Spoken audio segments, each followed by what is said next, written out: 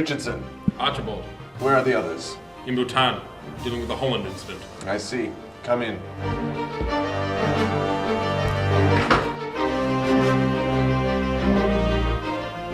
What happened to your arms? The Russians.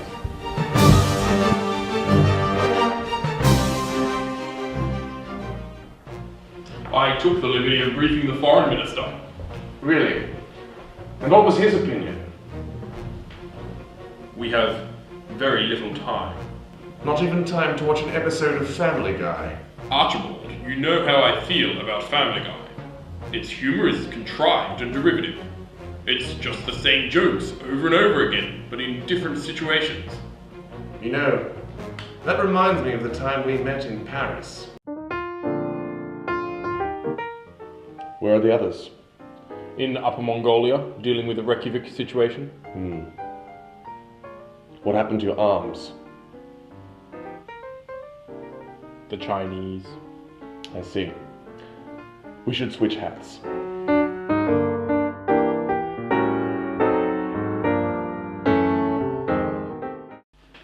That's totally irrelevant. Is it? Is it?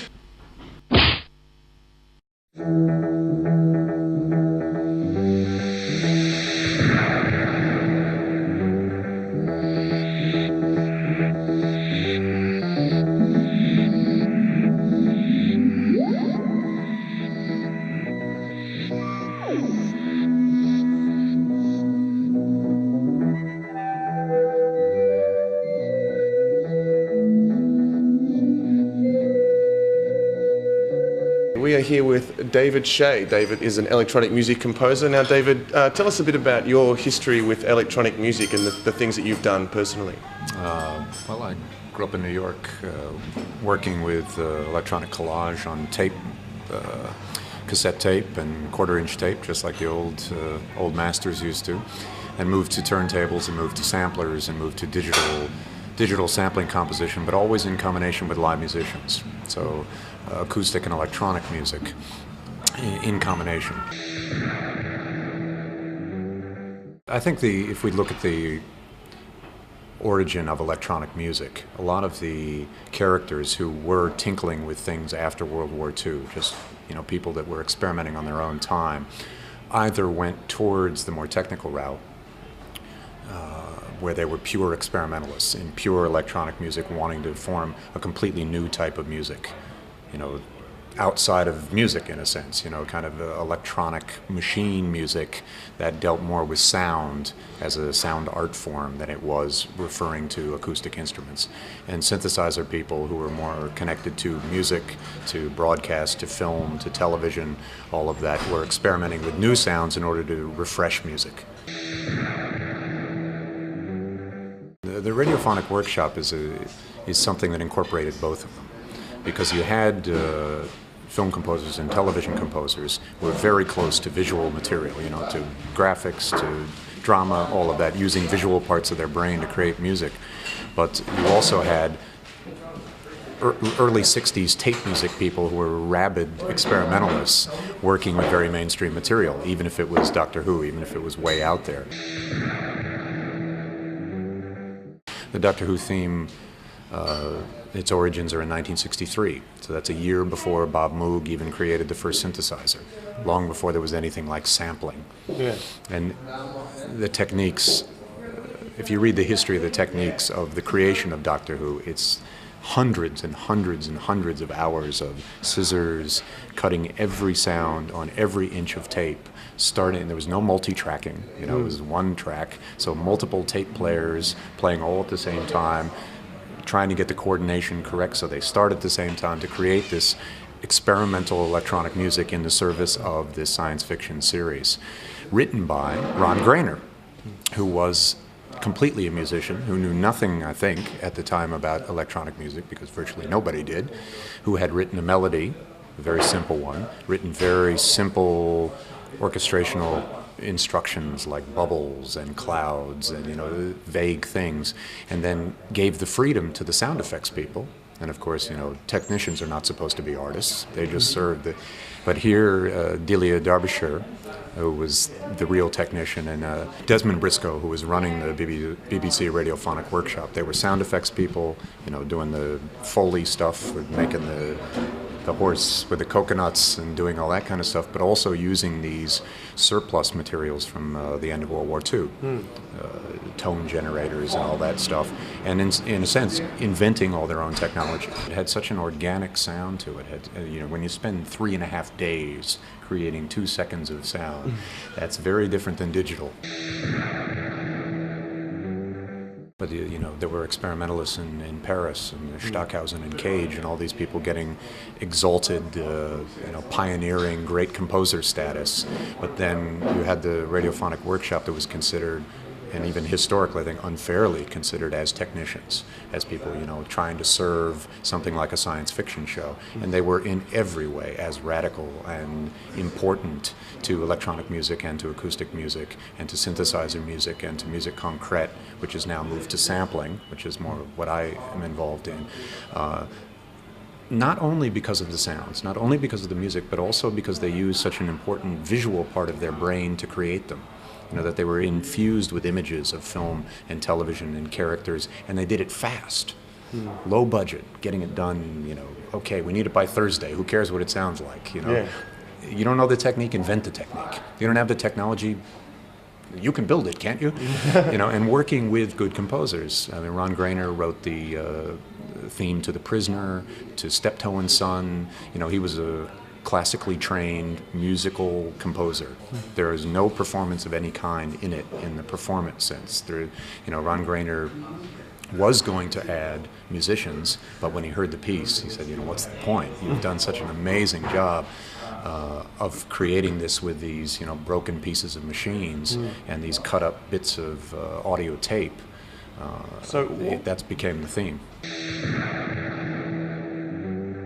What was the reaction of the general public at the time when they first heard this music? Like, these were sounds that no one had been, or very few people had been exposed to before, outside kind of accidental tinkerings in an electronics lab. Was there an uproar? Did people embrace it? What was the general public's reaction? There was such an absolute fascination, not only with the fact that these were new sounds and a new music, and this was the new age, but it was progress. Right? This was going to be the new frontier of the space age world. It has a resonance that I think for our generation is very difficult to understand, because you think, wow, that's kind of a silly sound.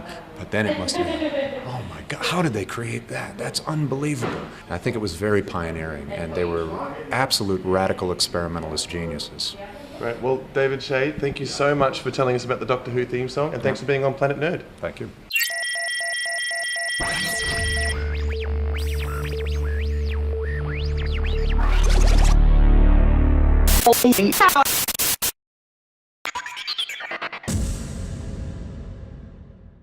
It's worse than ever this time. What? You mean people might actually believe? You remember the Nazareth incident? Yes. We couldn't spoil the ending in time, and then countless millions realized it was true. The secret to the ending lies in this French text. Here comes the interpreter now. So, what does it say? D'accord. Le secret de gâcher la surprise est de lire la dernière page à tous. And, in English, Pardon? the text. We must know. Archibald, what's wrong? Yes, about that. Funding's a little tight at the Institute, and I could only afford a monolingual interpreter. Quoi? You idiot.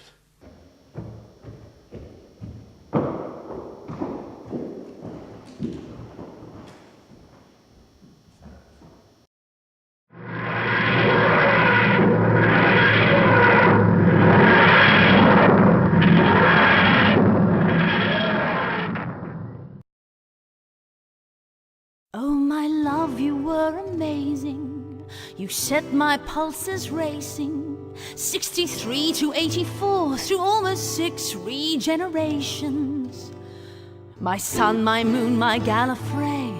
You give the word and I'll obey. exterminate my dimensional frustration. Oh, what does it take to be Doctor Who's assistant? Don't tell me it's indecent to sleep two hearts against one. It must be such fun being, as thoroughly useless as Doctor Who's assistant.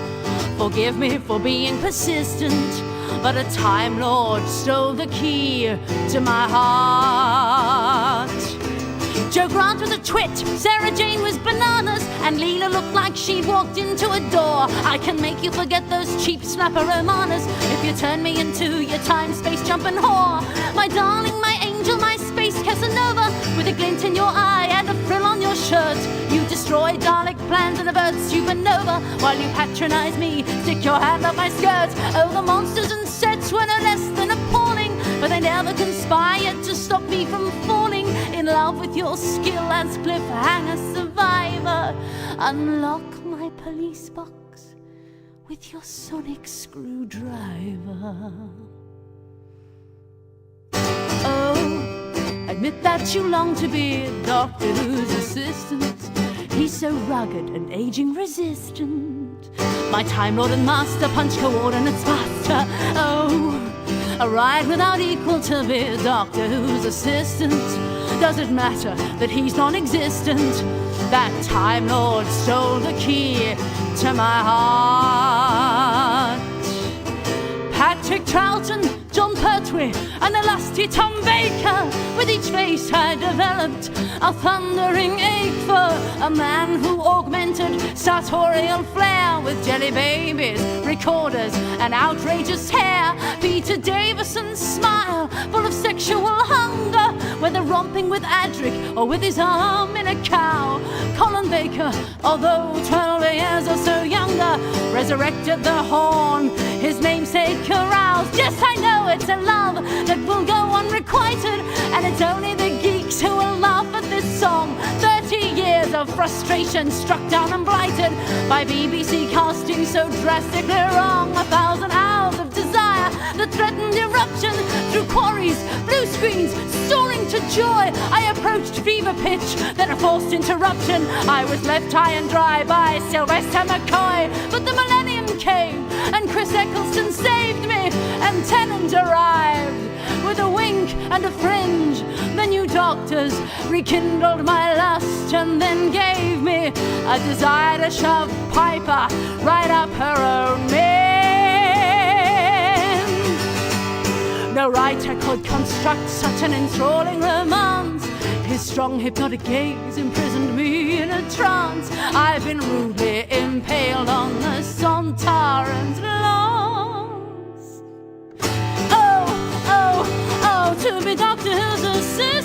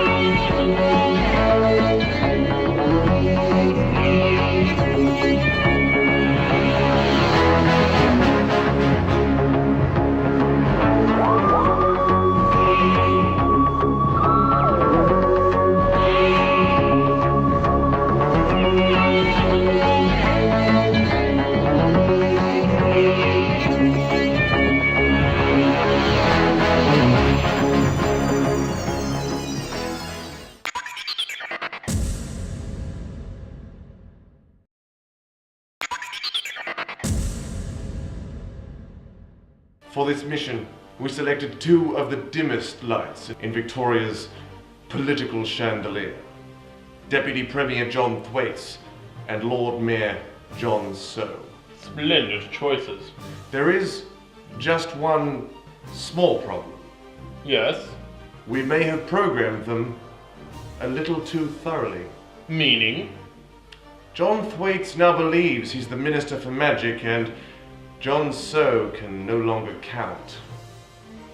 That's unfortunate. Will they complete their mission? It is a certainty. Excellent. When our work is done, the ending will be revealed, and no one will bother reading the final Harry Potter.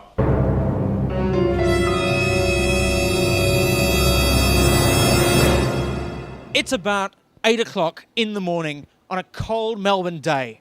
There are people down there standing in City Square. Some of them have been there for an hour. They're not queuing up for a film. They're not queuing up for concert tickets. They're not even here to buy a PlayStation 4. They're here for the release of perhaps the most significant book published in the 21st century, Harry Potter and the Deathly Hallows. Now, of course, we're all very, very excited. And I have my excitement under control, barely. Some of the younger people here, of course, have let things just get away from them a bit, and they're a little bit overzealous. Like the most exciting thing ever! Yes, well. Anyway, we've come dressed for the occasion, although my costume's not quite complete. Dan, if you will.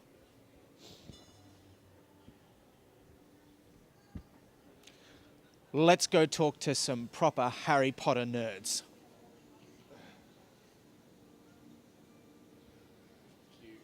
Okay, so, hello. Now, what's your name? Noah. Noah. And how old are you, Noah? I'm 8. You're 8 years old, and you're down here early in the morning. It's very cold this morning. Why are you here?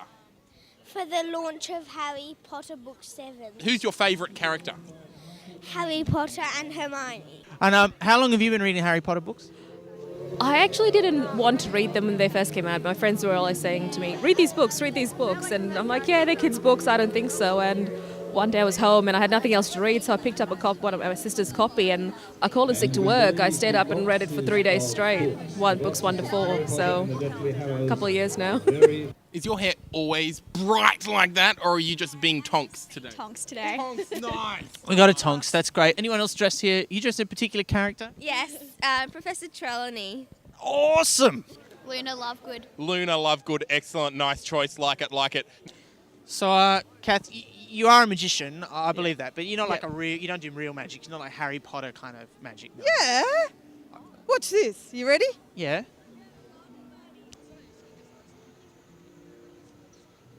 I'm sure there's a rational, scientific explanation for that. Snape, good or evil? Good. Evil. Evil. 1 good and 2 evil. Good. I'd say good. So you disagree? I just think you don't judge a book by its cover, that's all. So. But you think he is evil? He's a little evil, I think. Do you think it's got anything to do with his sexual attraction to Alan Rickman? That's probably why I say it'd be more interesting if he was evil. 27, 26, 25, 4, 3, 2, 1. 20 seconds to go. 18,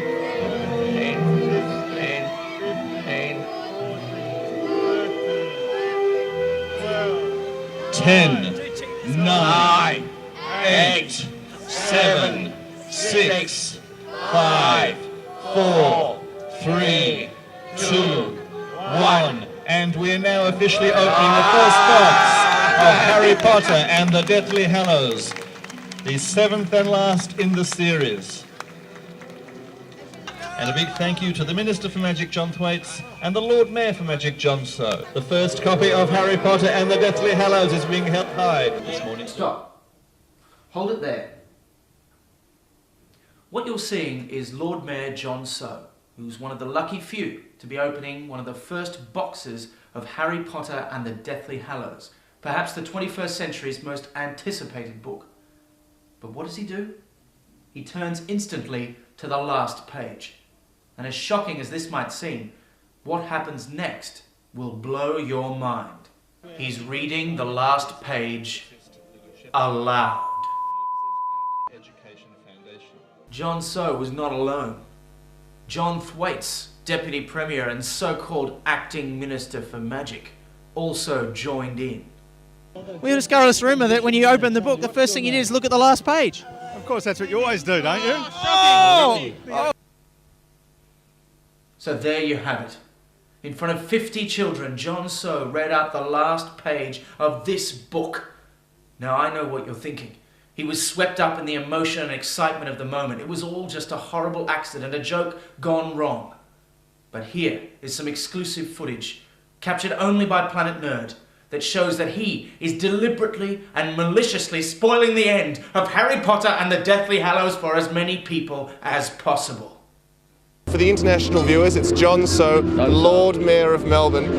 Thank you very much for being on Planet Nerd, for starters. It's a pleasure. Now, you're holding there a new copy of the Deathly Hallows. Yes. Now, do you have any opinions about which characters are going to die in this book? I have no idea, but now I turn to the last page once I got the book, and the last words. You know, you've just spoiled it for people, thousands of people around the world. That is the power of the book. I mean, everyone will turn to the last page and see whether Harry is living or not. And there you have it.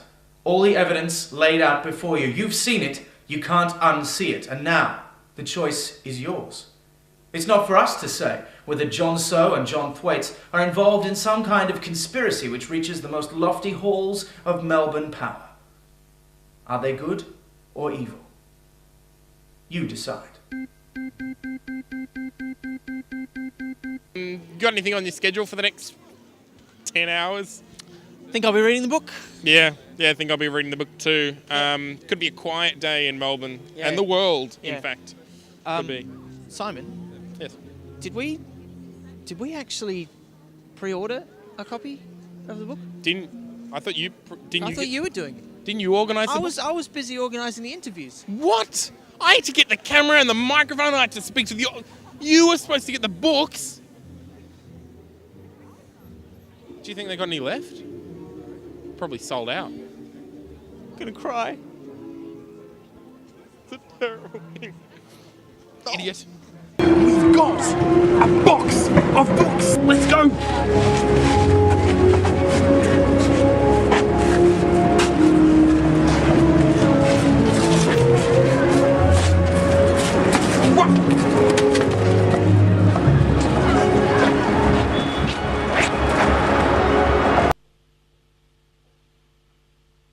They bleeped it out. They ruined everything. Bastards! I snapped my spine. It seems today that all you see is violence in movies and sex on TV. But where are those good old-fashioned values on which we used to rely? Lucky there's a family guy. Lucky there's a man who positively can do all the things that make us laugh and cry. He's